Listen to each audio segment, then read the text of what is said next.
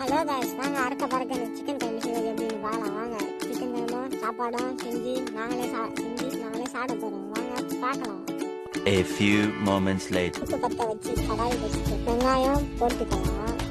நல்லா அறக்க பறக்க கற்றுக்கலாம். தக்காளி போட்டுக்கலாம். வெங்காயம் தக்காளி நல்லா வதங்கி நல்லா கலந்து விட்டுக்கலாம். அது கூட காரத்தை ஆட் பண்ணிக்கலாம். வீட்டில் செஞ்ச மசாலாவை ஆட் பண்ணிக்கலாம்.